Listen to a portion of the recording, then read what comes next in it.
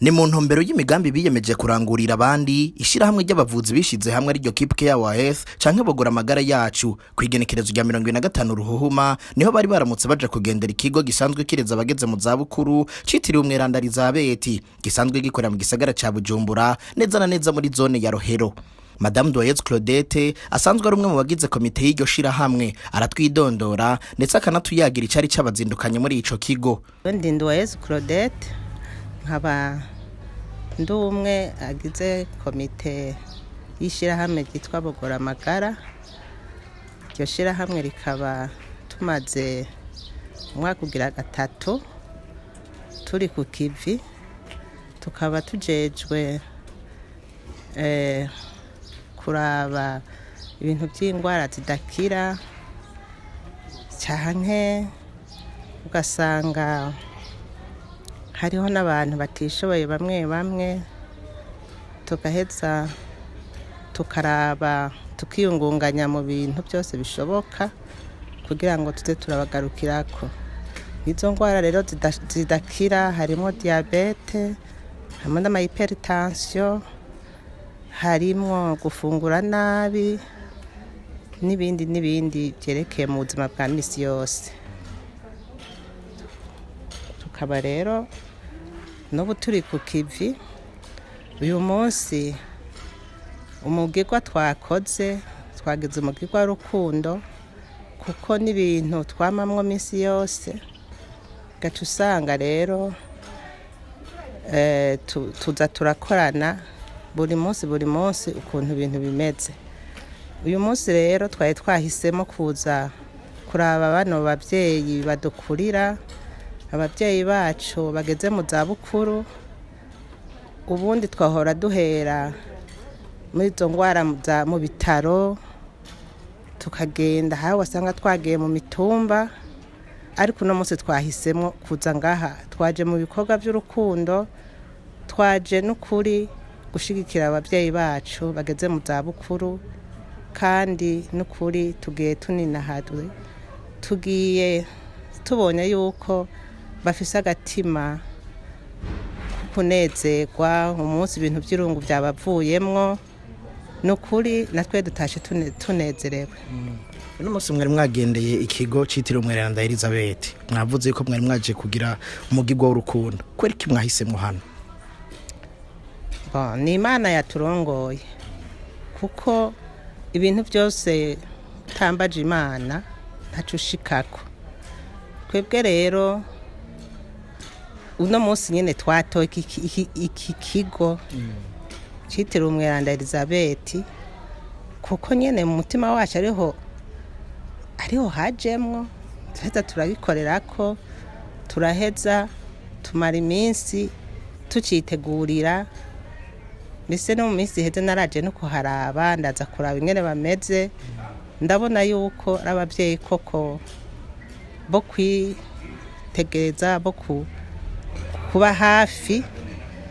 Nukuri utamuntu ababaye hafi ntarakime boshobora kwishoboza, kandi twaba twaragira ubuntu, twaba bararonse ikigo cabakiriye. Uyu muvyeyi nukuri aba bavyeyi siki gikorwa ntibotegeza kukiraba bonyene, nabo nyene bari bakwiye impunga kuko ibikorwa bakora nibikora inka. Yego, mugize umwaka ugira gatatu mutanguye ibikorwa. Uno munsi ico mwiyemeje muri ko muragishikako ni giki musaba? Uyu mwaka wa 2023 mwiyemeje iki mutegekanya gukora gute? Twebwe n'ukuri tumaze imyaka 3 turi ku kivi, kandi n'ukuri turakora natwe twasaba ubufasha hamwe n'ukuri umuntu yobona ibikorwa dukora yodufasha. Twatera kamo leta natwe ko yodufata mu mugongo kuko ibi bikorwa ntawo byishoboza, gusa turakora ibishoboka, turakora ibintu tukagerageza tukitanga mu buryo bwose bushoboka, ariko n'ukuri impunga natwe twari tuyikwiye kugira ngo turangure neza ibyo twiyemeje. mu munezero udasanzwe inyuma ya Madame Nduwayezu twaragize ibakwe ryo kuyaga n'usanzwe arongoye ico kigo.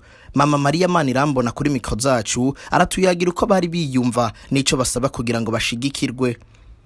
Reka mu kumuzana muri Sainte Elisabeth barabanje baramuna babasanga agateka abasaza agahetse akabanezera ntabateresha n'ubusinziriye aramukangura naye agukoze ko bari kuraribwa uco utangura kuririmba kubera bafise akanyamuneza n'umuvyeyi koko aha mubona yabyutse mu gitondo bose arabanza akatugendura twese niwasa umubwiye ibikubabaje aca kubwira ibigutenza mukabona tugeze kuruzi tudashobora kwambuka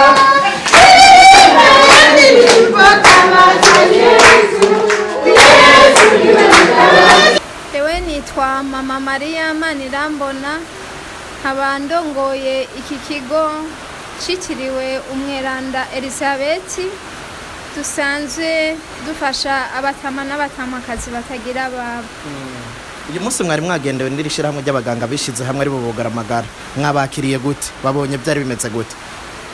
Ego cyane muri iki kigo n'akanyamuneza katagira ngene kavugwa kuko abasaza bacu barakunda babagendera none rero n'aba bantu bari mu ishirahamwe ry'abaganga baduhimbaye cyane baduhaye akanyamuneza namwe nivyo mwiboneye ego twakengurutse cyane. Ikigo citiriwe Umweranda Elisabeth kuki cyahisemwe kwakira abageze mu zabukuru mbega mwaravye abameze gute kumenga abageze mu zabukuru ni benshi cyane mu gisagara? Ego iki kigo cy'Umweranda Elisabeth cyashinzwe na fondateur wacu watanguje umuryango wa bene mukama. Intumbero yiwe rero yari yo kuramira abasaza bageze mu zabukuru batagira ikibegeranya n'abamuga n'abagendana ubumuga. Murabona mu kigo citiriwe Umweranda Kizito ni Muyinga bariho. Mu muryango dufise ibigo 4 vyegeranya abo batama n'abatamakazi batagira ababo. Ni igikorwa rero nyezina c'umuryango wacu wa bene mukama twarazwe n'umuvyeyi wacu fondateur Mikael Ntuyahaga. Mbega n'uwari we wese ageze mu zabukuru yemerewe kwakirwa mu kino kigo canke murafise ibintu nyamukuru muraba kugira ngo mubegereze hafi yanyu mubiteho murabibiki? Ikintu ca mbere turaba nkuko mubivuze abasaza ni benshi cyane abariko baragera mu zabukuru ni benshi cyane mu gihugu ariko twakira cyane abantu batagira ababo canke naho batawe n'imiryango yabo babandi baruhebwa niko novuga kuko haraba imiryango idashobora gufasha canke harabo dusanga imiryango nubwo ibibakunda mugabe itabishoboye ariko ico nico tubanza kwiga. Intumbero nyamukuru ni y'umuntu atagira uwiwe umutamakazi canke umutama dutoye mu gahinga canke dusanze aho bahebeye abo nibo twitwararika gusumba abandi nibo dutora. Ego mwari mwagendewe numvisamwe amajambo mwashoboye gushikiriza bari babagendeye mbega ko mufise abageze mu zabukuru benshi ubwo biraborohera kubegeranya bose kubarera nkuko mwabivuze yuko abenshi baravuga yuko ugeze mu zabukuru akenshi aba nk'umwana ubwo biraborohera kugira ngo mubarere kwa kundi umuntu ashobora kurera umwana nk'umuvyeyi musabike? Emwe muvuze neza cyane ntibitworohera na gato muriko muraraba mu gihugu aho bigeze ni ikintu kitoroshe cyane. Dufashwa cyane n'umuryango wacu wa bene mukama muragerageza ariko kandi dufashwa n'abakristo dufashwa n'umuntu yamenye Imana avuga ati hariya ahantu begeranirije abasaza batagira ikibunganira reka dusimbireyo. Mwe nabo rero batabonetse n'ukuri ntitwobaho ndababwije ukuri.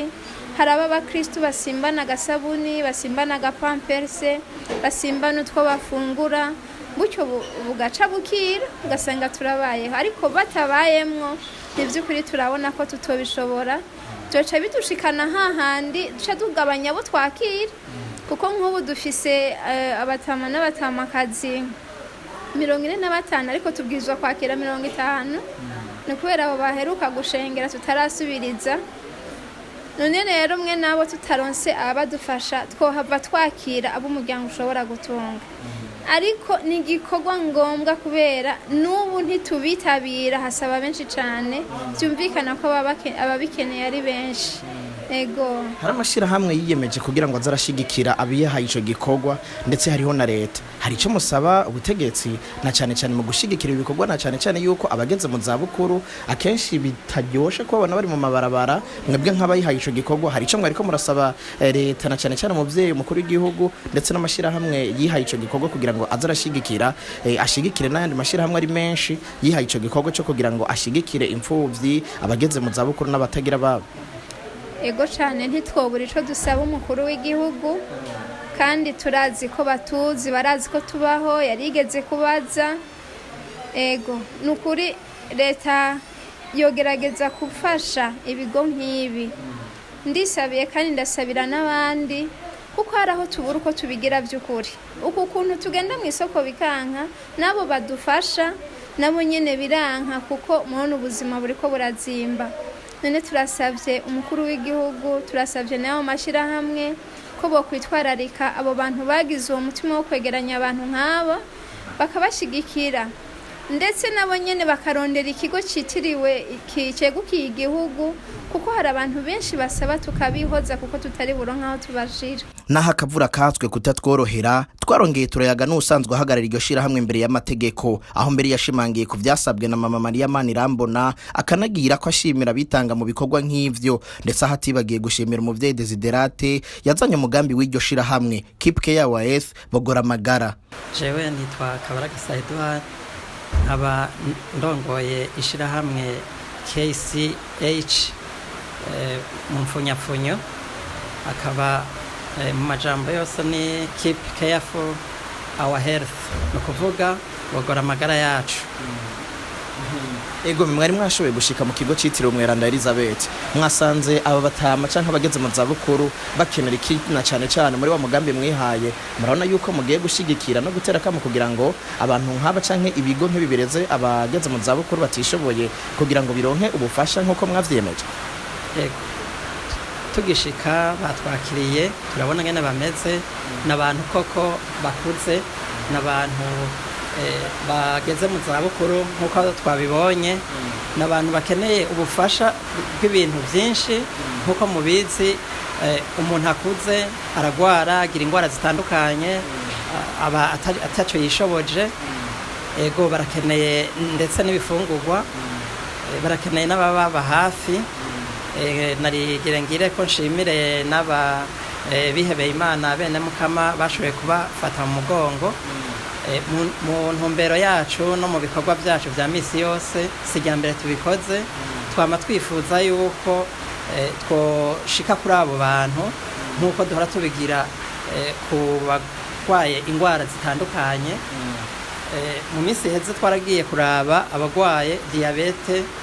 Murazi yuko abagwaye diyabete bategezwa gufungura kandi bafungura imfungurwa zitandukanye n'iz'abandi bafungura. Muri ico gihe rero twaragiye turabashikako, turabashira agakemanyi naho kari gatonya ariko kavuye ku mutima w'urukundo. Rero ishirahamwe ryacu ni muri iyo ntumbero twihaye yo gukora ivyo bikorwa, ariko turafise ibintu vyinshi tubura na twebwe, turafise ibyo dusaba.